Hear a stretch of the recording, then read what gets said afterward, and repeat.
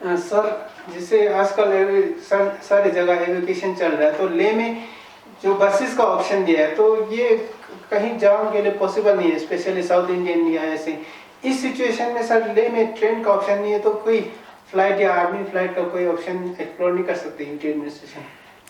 पहले तो हमारे जो लद्दाख के लोग हैं जो दूर दराज दूसरे स्टेट्स में इस वक्त हैं और वो आना चाहते हैं, उनके लिए हमने एक जो ऑपरेटिंग प्रोसीड्योर है एसओपी वो निकाला है उनकी गाइडेंस के लिए, और हमारे जो नोडल ऑफिसर्स काम कर रहे हैं उनके गाइडेंस के लिए। हमारे कोई 15 नोडल ऑफिसर्स जो हैं वो असाइंड हैं डिफरेंट स्टेट्स के लोगों की क्वेरीज हैंडल करने के लिए।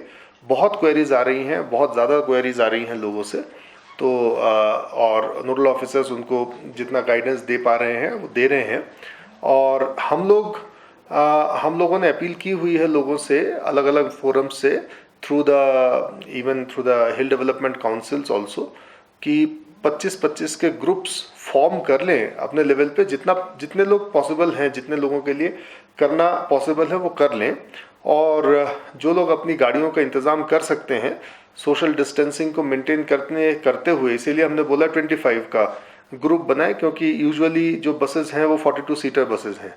तो अगर कोई छोटे बस हैं तो उनको ध्यान रखना चाहिए कि वो बस की कैपेसिटी से आधी कैपेसिटी पे ही ट्रैवल करें, अदरवाइज रास्ते में इन्फोर्समेंट एजेंसीज हैं वो भी उनको रोक सकती हैं, और उनके अपने सेहत के लिए भी वही ठीक है।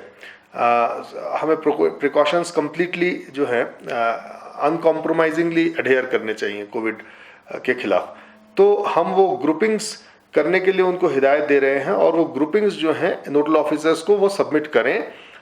जहाँ जहाँ जो ऐसे सिचुएशन में है, ऐसी जगह पे है कि वो ग्रुपिंग्स खुद नहीं कर पाए, वहाँ पर वो अपने नाम रजिस्टर करा दें नोडल ऑफिसर्स के साथ, और ये बता दें कि हम अपनी ग्रुपिंग नहीं कर पा रहे हैं, या हमारे पास वो फैसिलिटी नहीं है कि हम खुद अपनी बस अरेंज करें। उस सूरत में हमारे नोडल ऑफिसर्स जो है उनकी मदद करेंगे। जहाँ पर हमें अलग अलग स्टेट्स के एडमिनिस्ट्रेशंस के साथ बात करने की ज़रूरत है, हम उनसे भी राब्ता कायम कर रहे हैं। We are in touch with the state nodal officers of various states.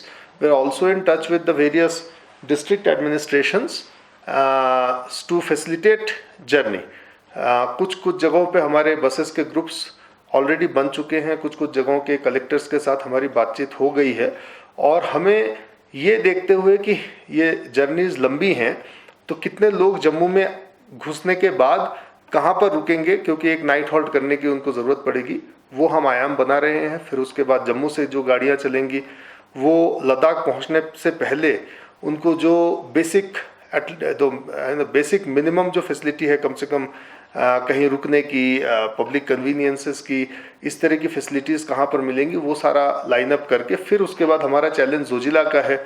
Zoji La कई बार बर्फ़ पड़ने के कारण या एवलांच के कारण बंद हो जाता है, तो वो जो पूरा प्रोसेस है, जो पूरा चेन है, उसको लाइन अप करते हुए हमने कितनी गाड़ियों को किस तारीख को कहाँ पर अलाउ करना है, उस प्रोटोकॉल को डेवलप करते हुए हम परमिशंस मांग रहे हैं होस्ट स्टेट से।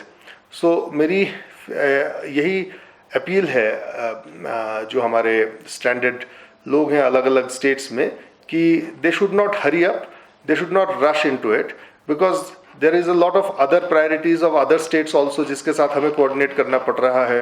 लखनपुर के चैलेंजेस हैं, तो जैसे जैसे हम लोग अपने फैसिलिटीज़ को लाइन अप करते जाएंगे, उनको हम परमिशंस देते जाएंगे, तो वो बसेस हमारी आती जाएंगी। सर, ऐसा कोई एक पॉसिबिलिटीज नहीं हो सकता है कि टिल जम्मू तक हम रेलवे का यूज़ करें और फ्रॉम जम्मू लद्दाख तक हम बसेस अरेंज कर सके? ऐसा कोई फैसिलिटीज प्रोवाइड कर सकते हैं सर? हमें साउथ इंडिया से, सदर्न स्टेट से कुछ ऐसे वो आई हैं कि रिक्वेस्ट आए हैं कि, and which is natural and normal and expected also, because कई स्टेट्स बहुत दूर हैं, बहुत हमारे लोग वहाँ पर अलग अलग पॉकेट्स में हैं जो आना चाहते हैं। तो हमारी उनसे यही राय है कि बस जर्नीज़ वही लोग करें जिनको बहुत ज़्यादा ज़रूरी है बस जर्नी करना, अदरवाइज़ जो लोग जहाँ जहाँ पर हैं वो वहाँ रुकें। जब तक मिनिस्ट्री ऑफ रेलवेज अपनी एग्जैक्ट गाइडलाइंस नहीं दे देती और रूट्स ओपन नहीं करती, तब तक वो ऑब्वियसली ट्रेन्स नहीं पकड़ सकते। तो हम उनकी भी लिस्टिंग करने को, हमारे जो नोडल ऑफिसर हैं जो सदर्न स्टेट्स को देख रहे हैं, उनको भी बोला है कि ऐसे लोग जो वहाँ से आना चाहते हैं ट्रेन के माध्यम से, वो उनकी भी लिस्टिंग कर लें, और और वो जो रेल रूट्स हैं उनका भी पता कर लें, और हम वहाँ के जो डिस्ट्रिक्ट एडमिनिस्ट्रेशन से उनसे भी टच में हैं कि कौन से स्टेशन से कौन सा ट्रेन कब मिल सकता है, उसके अंदर रिजर्वेशन कितनी खाली है, कितना मिलेगा, वो कोऑर्डिनेट करके फिर हम उनको गाइड करेंगे। उस सूरत में ये भी देखना पड़ेगा कि ट्रेन्स कहाँ तक आएंगी। That will be available on the ministry of railways information system, कि कौन सी ट्रेन कहाँ से आएगी, फिर उनकी टिकटिंग सिस्टम क्या होगी, वो सारी चीज़ें करके वो पॉसिबिलिटीज़ भी हम एक्सप्लोर कर रहे हैं। जैसे ही वो पता चल जाएगा हमारे नोडल ऑफिसर्स उनको इतला करेंगे कि ये ट्रेन है, ये अवेलेबिलिटी है। Otherwise till such time for very far off states only such people should venture out and try to come by buses who can take this long journey. Sir इस time पे जैसे लद्दाख के बाहर जैसे जम्मू या चंडीगढ़, दिल्ली में वहाँ पे टेम्परेचर काफ़ी ज़्यादा होता है सर, मतलब 40s के आसपास आता है, तो एल्डरली लोगों के लिए बहुत मुश्किल होता है किस कंडीशन में रहे। तो ऐसे एल्डरली लोगों के लिए एयरलिफ्ट करना एक पॉसिबिलिटी है कि नहीं है सर? नहीं, ऐसे कुछ लोगों की हमारे पास रिक्वेस्ट आए हैं जो खास करके काफ़ी ओल्ड एज लोग हैं, जो एजेड लोग हैं। तो ऐसे लोगों के लिए हमने अपने नोडल ऑफिसर्स को बोला है सेपरेट लिस्टिंग करें, जो बिल्कुल भी रोड से नहीं आ सकते, और अगर उनका आना बहुत ज़रूरी है तो उनकी लिस्टिंग करके हम कोशिश करेंगे, हमारी पूरी कोशिश रहेगी कि उनको हम एयरलिफ्ट करा पाएँ, depending upon the availability of planes. Sir कुछ लोगों का ये भी कहना है कि जम्मू तक किसी भी पहुंच जाए उसके बाद एडमिनिस्ट्रेशन की तरफ से खर्चे पे लगेगा, ऐसा कोई ऑप्शन है सर? जी हाँ, हमारी जो प्लान है वो इसी में यही है कि हम जम्मू से आगे कंट्रोल्ड अपने एक बसेस का कॉन्वॉय बना के उनको वहाँ से लाएंगे, जम्मू से लाएंगे जी। वो बसेस का फेयर वगैरह एडमिनिस्ट्रेशन बेयर करेंगे सर, जैसे लॉजिंग फूड या ट्रांसपोर्टेशन का?